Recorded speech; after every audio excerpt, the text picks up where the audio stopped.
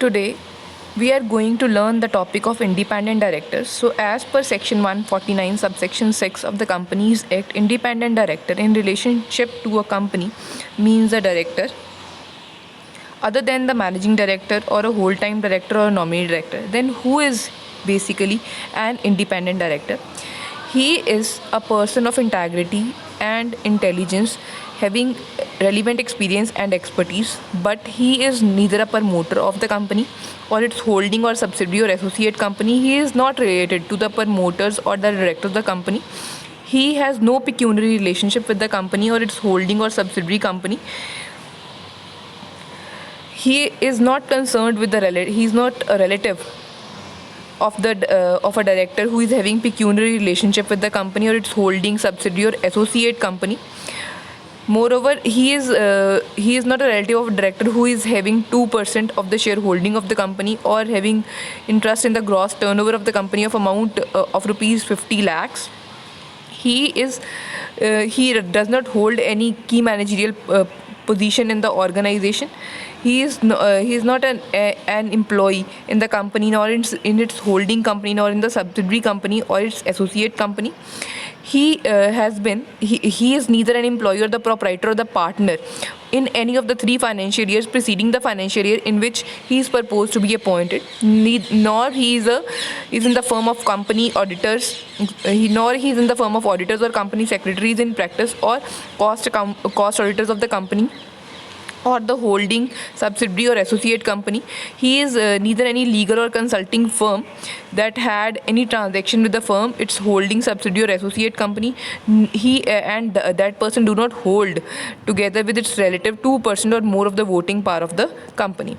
So he is neither a chief executive director by whatever name called or any non-profit organization that receives 25% or more of the receipts from the company, any of the promoter director of its holding subsidiary or associate company that holds more than 2% of the voting power of the company, but he is a person who is having the qualification as prescribed under the section 149 subsection 6. So, as per section 148, subsection 8 of the Act, prescribed that that independent director shall abide by certain provisions specified in the Schedule 4 regarding the code for the independent directors. These are the guidelines for the professional conduct of the independent director. Independent director shall uphold ethical standards of integrity and probity, act objectively and constructively while exercising his duties, exercise his responsibilities in a bona fide manner in the interest of the company, devote sufficient time and attention to his professional obligations for informed and balanced decision making, not allow any extraneous consideration that will vitiate his exercise of objective independent judgment in the paramount interest of the company as a whole while concurring in or dissenting from the collective judgment of the board in its decision making. Now, coming to the roles and functions of the independent director, he should help in bringing an independent judgment to bear on the board deliberations, especially on issues of strategy, performance, risk management, resources, key appointments, and standard of conduct. Bring an objective view in the evaluation of the performance of the board and the management. Scrutinize the performance of the management in meeting agreed goals and objectives, and monitor the reporting of the performance. Satisfy themselves on the integrity of the financial information, that the financial controls and the system of risk management are robust and defensible.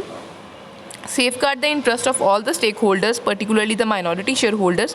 Balance the conflicting interest of all the stakeholders. Determine appropriate levels of remuneration of executive directors, key managerial personnel, senior management, and have prime role in appointing and, where necessary, recommend removal of executive directors, key managerial personnel, and senior management. Moderate and arbitrate in the interest of the company as a whole in the situations of conflict between the management and the shareholders' interest. Now, coming to the duties of the independent director, he should undertake appropriate induction and regularly update and refresh their skills, knowledge, and familiarity with the company. Seek appropriate clarification and amplification of information, and, where necessary, take and follow appropriate professional advice and opinion of outside experts at the expense of the company. Strive to attend all the meetings of the board of directors and of the board committee of which he is a member. Participate constructively and actively in the committees of the board in which they are the chairperson or the members. Strive to attend the general meetings of the company. where they have concerns about the running of the company or the proposed action, ensure that these are addressed by the board, and to the extent they are not resolved, insist that their concerns are recorded in the minutes of the board meeting. Keep themselves well informed about the company and the external environment in which it operates, not to unfairly obstruct the functioning of an otherwise proper board committee of the board. Pay sufficient attention and ensure that adequate deliberations are held before approving related party transactions, and ensure themselves that the same are in the interest of the company. Ascertain and ensure that the company has an adequate and functional vigil mechanism, and to ensure that the interests of the company who uses such mechanism are not prejudicially affected on account of such issue. Now, the manner of the appointment of the independent directors. Appointment process of independent directors shall be independent of the company management. While selecting the independent directors, the board shall ensure that there is appropriate balance of skills, experience, knowledge in the board, so as to enable the board to discharge its functions and duties effectively. The appointment of independent director, the company shall be approved at the meeting of the shareholders. The explanatory statements attached to the notice of the meeting for approving the appointment of independent director shall include a statement that, in the opinion of the board, independent director proposed to be appointed fulfills the conditions specified in the Act and the rules made thereunder, that the proposed director is independent of the management. The appointment of the independent director shall be formalized through a letter of appointment which shall set out the term of appointment, the expectations of the board from the appointed director, the board level committees in which the director is expected to serve and his tasks, the fiduciary duties that come with such appointment along with accompanying liabilities, provision of directors and officers, and insurance, if any, the code of business ethics that the company expects its directors and employees to follow, the list of action that a director should not do while functioning as such in the company, the remuneration and managing periodic fees, reimbursement of expenses for participation in the board and other meetings, and profit-related commission, if any. The terms and the condition of appointment of independent director shall be open for inspection and registered office of the company for any member during the normal business hours. The terms and the condition of the appointment of independent director shall also be posted on the company website. Reappointment of the independent directors. The reappointment of independent director shall be on the basis of the report of performance evaluation.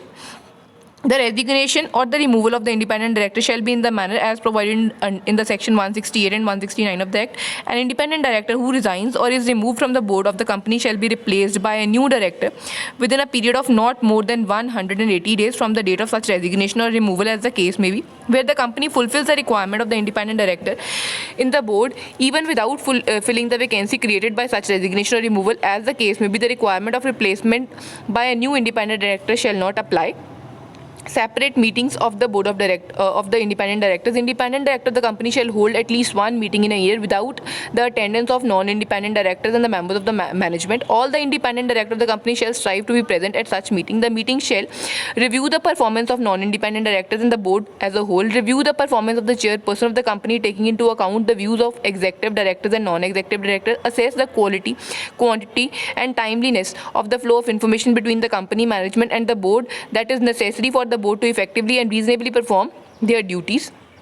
Now, coming to the evaluation mechanism, the performance evaluation of the independent director shall be done by the entire board of directors, excluding the director being evaluated. On the basis of the report of the performance evaluation, it shall be determined whether to extend or continue the term of appointment of the independent director. Thank you.